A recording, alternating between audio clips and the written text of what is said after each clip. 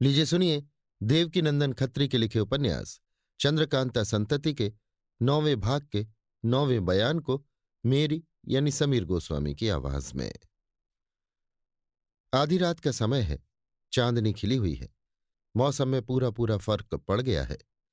रात की ठंडी ठंडी हवा प्यारी मालूम होती है।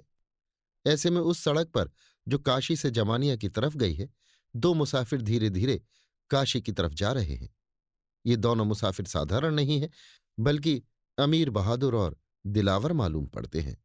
दोनों की पोशाक बेशकीमत और सिपाहियाना ठाठ की है, तथा दोनों ही की चाल में दिलेरी और लापरवाही मालूम होती है।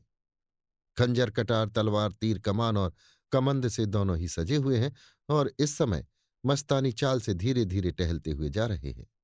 इनके पीछे पीछे दो आदमी दो घोड़ों की बागडोर थामे हुए जा रहे हैं, मगर ये दोनों साइस नहीं हैं, बल्कि सिपाही और सवार मालूम होते हैं। दोनों मुसाफिर जाते जाते ऐसी जगह पहुंचे जहां सड़क से कुछ हटकर 5-7 पेड़ों का एक झुंड था। दोनों वहां खड़े हो गए और उनमें से एक ने जोर से सीटी बजाई, जिसकी आवाज सुनते ही पेड़ों की आड़ में से 10 आदमी निकल आए और दूसरी सीटी की आवाज के साथ ही वे उन दोनों आदमियों के पास पहुंच हाथ जोड़कर खड़े हो गए। उन सभी की पोशाक उस समय के डाकुओं की सी थी। जांघिया पहने हुए, बदन में केवल एक मोटे कपड़े की नीमास्तीन, ढाल तलवार लगाए और हाथों में एक एक गणासा लिए हुए थे, और सभी की बगल में एक एक छोटा बटुआ भी लटक रहा था। इन 10 के आ जाने पर उन दो बहादुरों में से एक ने उनकी तरफ देखा और पूछा, उसका कुछ पता लगा? एक डाकू हाथ जोड़कर, जी हां, बल्कि वो काम भी बखूबी कराए हैं जो हम लोगों के सुपुर्द किया गया था और जिसका होना कठिन था। जवान, उसके साथ और कौन कौन है? डाकू, लाली के अतिरिक्त केवल 5 लौंडियां और थीं। जवान, उसे तुमने किस इलाके में पाया और क्या किया, सो खुलासा कहो। डाकू, उसने जमानिया की सरहद को छोड़ दिया और काशी रहने का विचार करके उसी तरफ का रास्ता लिया। जब काशी की सरहद में पहुंची तो गंगापुर नामक एक स्थान के पास वाले जंगल में एक दिन तक उसे अटकना पड़ा, क्योंकि वो लीला को हालचाल लेने और कई भेदों का पता लगाने के लिए पीछे छोड़ आई थी। हम लोगों को उसी समय अपना काम करने का मौका मिला। मैं कई आदमियों को साथ लेकर काशीराज की तहसील में, जो गंगापुर में है, घुस गया और कुछ असबाब चुराकर इस तरह भागा कि पहरे वालों को पता लग गया और कई सवारों ने हम लोगों का पीछा किया। आखिर हम लोग उन सवारों को धोखा देकर घुमाते हुए उसी जंगल में ले गए जिसमें माया रानी थी। जब हम लोग माया रानी के पास पहुंचे तो चोरी का माल उसी के पास पटक कर भाग गए, और सवारों ने वहां पहुंच और चोरी का माल माया रानी के पास देखकर उन्हीं लोगों को चोर या चोरों का साथी समझा और उन्हें चारों तरफ से घेर लिया। जवान, बहुत अच्छा हुआ, शाबाश, तुम लोगों ने अपना काम खूबी के साथ पूरा किया। अच्छा, इसके बाद क्या हुआ? डाकू, इसके बाद की हम लोगों को कुछ भी खबर नहीं है, क्योंकि आज्ञानुसार आपके पास हाजिर होने का समय बहुत कम बच गया था, इसलिए फिर उन लोगों का पीछा न किया। जवान, कोई हर्ज नहीं, हमें इतने ही से मतलब था। अच्छा, अब तुम जाओ। जमानिया के पास गंगा के किनारे जो झाड़ी है, उसी में परसों रात को किसी समय हम तुम लोगों से मिलेंगे। कदाचित कोई काम पड़े। अपने साथी की तरफ देखकर, कहिए देवी सिंह जी, अब इन दोनों सवारों के लिए क्या आज्ञा होती है जो हम लोगों के साथ आए हैं? देवी सिंह, अगर ये लोग जासूसी का काम अंजाम दे सकें तो इन्हें काशी भेजना चाहिए। जवान, ठीक है, और इसके बाद जहां तक जल्द हो सके कमलिनी जी से मिलना चाहिए। ताज्जुब नहीं वे कहती हों कि भूतनाथ बड़ा ही बेफिक्रा है। पाठक तो समझ ही गए होंगे कि ये दोनों बहादुर देवी सिंह और भूतनाथ हैं। डाकुओं और दोनों सवारों को विदा करने के बाद दोनों अय्यार लौटे और तेजी के साथ जमानिया की तरफ रवाना हुए। इस जगह से जमानिया केवल 4 कोस की दूरी पर था, इसलिए ये दोनों अय्यार सवेरा होने के पहले ही उस टीले पर जा पहुंचे जो दारोगा वाले बंगले के पीछे की तरफ था, और जहां से दोनों अय्यारों और कुमारों को साथ लिए हुए कमलिनी माया रानी के तिलिस्मी बाग वाले देव मंदिर में गई थी। हम पहले लिखाए हैं कि इस टीले पर एक कोठरी थी, जिसमें पत्थर के चबूतरे पर पत्थर ही का एक शेर बैठा हुआ था। वो चबूतरा और शेर देखने में तो पत्थर का मालूम होता था, मगर वास्तव में किसी मसाले का बना हुआ था। दोनों अय्यार उस शेर के पास जाकर खड़े हो गए और बातचीत करने लगे। भूतनाथ और देवी सिंह को इस समय इस बात का गुमान भी न था कि उनके पीछे पीछे दो औरतें कुछ दूर से आ रही हैं और इस समय भी कोठरी के बाहर छिपकर खड़ी उन दोनों की बातें सुनने के लिए तैयार हैं। इन दोनों औरतों में से एक तो माया रानी, दूसरी नागर है। पाठकों को शायद ताज्जुब हो कि माया रानी को तो चोरी के इल्जाम में काशीराज के सवारों ने गिरफ्तार कर लिया था, फिर वो यहां क्यों कर आई। इसलिए थोड़ा हाल माया रानी का इस जगह लिख देना उचित जान पड़ता है। जब उन सवारों ने चारों तरफ से माया रानी को घेर लिया, तब एक दफे तो वो बहुत ही परेशान हुई, मगर तुरंत ही संभल बैठी और फुर्ती के साथ उसने अपने तिलिस्मी तमंचे से काम लिया। उसने तमंचे में तिलिस्मी गोली भरकर उसी जगह जमीन पर मारी जहां आप बैठी हुई थी। एक आवाज हुई और गोली में से बहुत सा धुआं निकलकर धीरे धीरे फैलने लगा, मगर सवारों ने इस बात पर कुछ ध्यान न दिया और माया रानी तथा उसकी लौंडियों को गिरफ्तार कर लिया। माया रानी के तमंचा चलाने पर सवारों को क्रोध आ गया था, इसलिए कई सवारों ने माया रानी की जूतों और लातों से खातिरदारी भी की, यहां तक कि वो बेहाल होकर जमीन पर गिर पड़ी। उसके साथ ही साथ लीला तथा और लौंडियों ने भी खूब मार खाई, मगर इस बीच में तिलिस्मी गोली का धुआं हल्का होकर चारों तरफ फैल गया और सभी के आंख नाक में घुसकर अपना काम कर गया। माया रानी और लीला को छोड़ बाकी जितने वहां थे सब के सब बेहोश हो गए।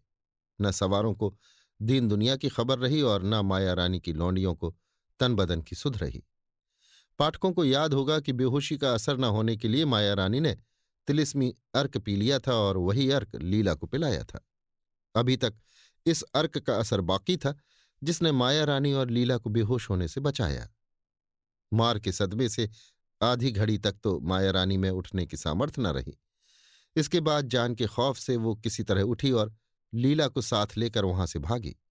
बेचारी लौंडियों को, जिन्होंने ऐसे दुख के समय में भी माया रानी का साथ दिया था, माया रानी ने कुछ भी न पूछा। हाँ, लीला का ध्यान उस तरफ जा पड़ा। उसने अपने अय्यारी के बटुए में से लखलखा निकाला और लौंडियों को सुंघाकर होश में लाने के बाद सभी को भाग चलने के लिए कहा। लौंडियों को साथ लिए हुए लीला और माया रानी वहां से भागी, मगर घबराहट के मारे इस बात को न सोच सकी कि कहाँ छिपकर अपनी जान बचानी चाहिए। अस्तु वे सब सीधे दारोगा वाले बंगले की तरफ रवाना हुई। उस समय सवेरा होने में कुछ विलंब था। वे खौफ के मारे छिपाती छिपती दिन भर बराबर चलती गईं और रात को भी कहीं ठहरने की नौबत न आई। आधी रात से कुछ ज्यादा जा चुकी थी जब वे सब दरोगा वाले बंगले पर जा पहुंची। इत्तेफाक से नागर भी रास्ते ही में इन लोगों से मिली जो माया रानी से मिलने के लिए मुश्की घोड़े पर सवार खास बाग की तरफ जा रही थी। इस नागर ने माया रानी को न पहचाना, मगर लीला ने नागर को पहचान कर आवाज दी। नागर जब माया रानी के पास आई तो उसे ऐसी अवस्था में देखकर ताज्जुब करने लगी। माया रानी ने संक्षेप में अपना हाल नागर से कहा, जिसे सुन वो अफसोस करने लगी और बोली, मुझको भी भूतनाथ पर कुछ कुछ शक होता है। ताज्जुब नहीं कि उसने धोखा दिया हो। खैर कोई हर्ज नहीं है, मैं बहुत जल्द इस बात का पता लगा लूंगी। आप काशी जी चलकर मेरे मकान में रहिए और देखिए कि मैं भूतनाथ को क्यों कर फंसाती हूं। माया रानी और नागर की वे बातें पूरी न होने पाई थीं कि सामने से दो आदमियों के आने की आहट मालूम हुई। वे दोनों देवी सिंह और भूतनाथ थे। यद्यपि अंधेरे के कारण माया रानी ने उन दोनों को न पहचाना और पहचानने की उसे कोई आवश्यकता भी न थी, मगर जब वे दोनों टीले की तरफ मुड़े तब माया रानी को शक पैदा हुआ और उसने धीरे से नागर के कान में कहा, दोनों टीले पर जा रहे हैं।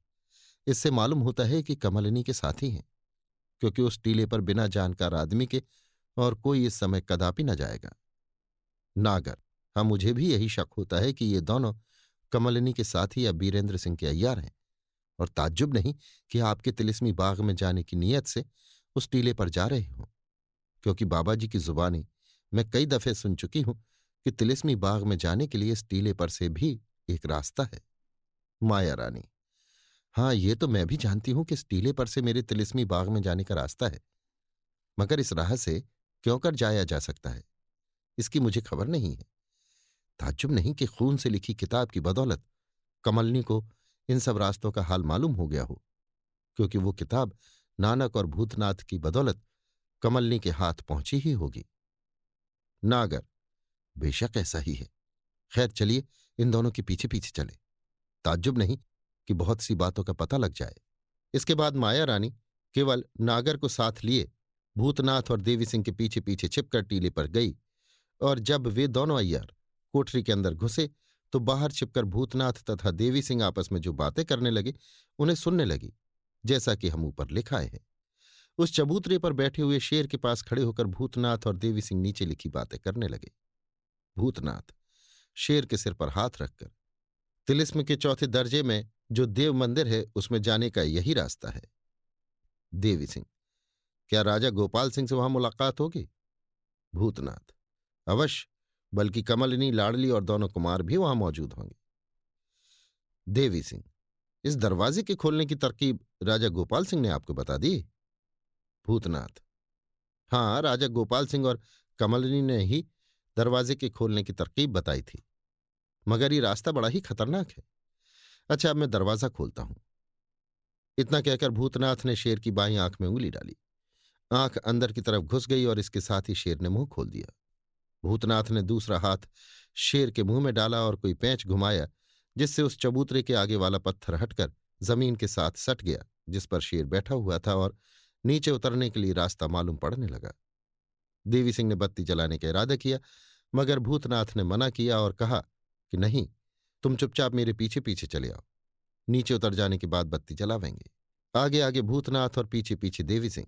दोनों अय्यार नीचे उतरे और वहां बटुए में से सामान निकालकर भूतनाथ ने मोमबत्ती जलाई। वो एक कोठरी थी जिसमें 3 तरफ तो दीवार थी और एक तरफ की दीवार सुरंग के रास्ते के तौर पर थी, अर्थात उधर से किसी सुरंग में जाने का रास्ता था। कोठरी के बीचों बीच में लोहे का एक खंभा था और खंभे के ऊपर एक गरारीदार पहिया था, जिसे भूतनाथ ने घुमाया और देवी सिंह से कहा, जिस राह से हम आए हैं उसे यहां से बंद करने की यही तरकीब है, और हाथ का इशारा करके, यही सुरंग तिलिस्मी बाग के चौथे दर्जे में गई है। इसके बाद भूतनाथ और देवी सिंह सुरंग में घुसकर आगे की तरफ बढ़े। इस सुरंग की चौड़ाई 4 हाथ से ज्यादा न होगी। यहां की जमीन स्याह और सफेद पत्थरों से बनी हुई थी, अर्थात एक पत्थर सफेद तो दूसरा स्याह, इसके बाद सफेद और फिर स्याह। इसी तरह दोनों रंग के पत्थर सिलसिलेवार लगे हुए थे। सुरंग के दोनों तरफ की दीवारें लोहे की थी और थोड़ी थोड़ी दूर पर लोहे के बनावटी आदमी दीवार के साथ खड़े थे, जो अपने लंबे हाथ फैलाए हुए थे। भूतनाथ ने देवी सिंह की तरफ देखकर कहा, इस राह से जाना और अपनी जान पर खेलना एक बराबर है। देखिए, बहुत संभल कर मेरे पीछे चले आइए, और इस बात का पूरा पूरा ध्यान रखिए कि स्याह पत्थर पर पैर न पड़ने पावे, नहीं तो जान न बचेगी। कमलिनी ने मुझे अच्छी तरह समझाकर कहा था कि सुरंग की दीवार के साथ जो लोहे के आदमी हाथ फैलाए खड़े हैं, वे उस समय काम करते हैं जब कोई स्याह पत्थर पर पैर रखता है। स्याह पत्थर पर पैर रखते ही वे उसको अपने दोनों हाथों से ऐसा पकड़ लेते हैं कि फिर किसी तरह उनके कब्जे से नहीं निकल सकता।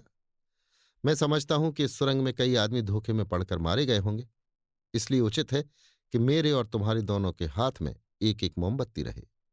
भूतनाथ की बातें सुनकर देवी सिंह ताज्जुब करने लगे। आखिर लाचार होकर एक मोमबत्ती और जलाई और तब बड़ी होशियारी से सफेद पत्थरों पर पैर रखते हुए आगे बढ़े। ये सुरंग एकदम सीधी बनी हुई थी और इसकी जमीन हर तरह से साफ थी, जिसका सबब शायद ये हो कि यहां कहीं से गर्द गुबार के आने की जगह नहीं थी। फिर इस सुरंग में ऐसी कारीगरी भी की गई थी कि किसी किसी जगह दीवार में से साफ छनी हुई हवा आती और दूसरी राह से निकल जाती थी, जिससे सुरंग की हवा एकदम साफ बनी रहती थी और उसमें जहर का असर पैदा नहीं होने पाता था। लगभग 200 कदम जाने के बाद देखा कि दाहिनी तरफ दीवार के साथ वाले लोहे के एक आदमी के दोनों हाथ सिमटे हुए हैं और उनके बीच में हड्डी का एक ढांचा फंसा हुआ है। वो ढांचा मनुष्य के शरीर का था, जिसे देखते ही भूतनाथ ने देवी सिंह से कहा, देखिए, ये धोखा खाने का नमूना है।